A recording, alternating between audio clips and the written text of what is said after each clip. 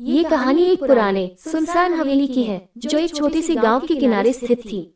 उस हवेली का नाम था शापित महल।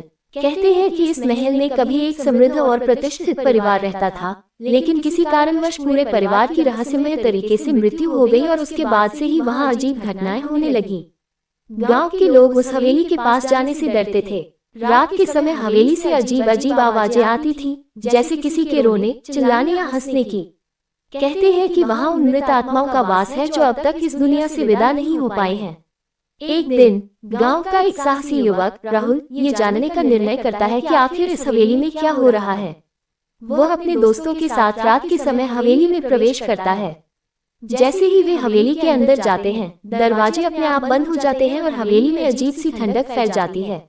अचानक एक अदृश्य शक्ति ने राहुल और उसके दोस्तों को अलग अलग कमरों में खींच लिया।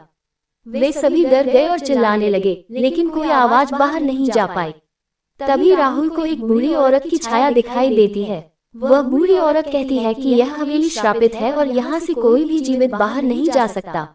राहुल ने हिम्मत जुटाई और बूढ़ी औरत से पूछा कि आखिर यह श्राप क्यों है। बूढ़ी औरत ने बताया कि उस परिवार की मृत्यु एक बड़े षड्यंत्र का परिणाम थी, जिसे गांव के कुछ लालची लोगों ने अंजाम दिया था। उनकी आत्माएं अभी भी न्याय की प्रतीक्षा कर रही हैं। राहुल ने वादा किया कि वह उन आत्माओं को न्याय दिलाएगा। जैसे ही राहुल ने ये वादा किया, हवेली की दरवाजे अपने आप खुल गए और राहुल और उसके दोस्तों को बाहर जाने का रास्ता मिल गया।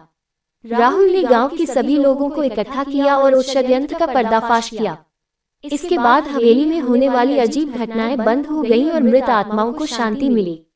गांव के लोग अब बिना किसी डर के हवेली के पास जा सकते थे और उन्होंने राहुल को एक वीर योद्धा के रूप में सम्मानित किया। इस कहानी से हमें ये सीख मिलती है कि कभी कभी अंधविश्वासों और डर के पीछे एक सच्चाई छिपी होती है, जिसे जानने और उसे हल करने का प्रयास करना चाहिए। दोस्तों, आपको ये कहानी अच्छी लगी हो तो चैनल को सब्सक्राइब जरूर कर दें। धन्यवाद।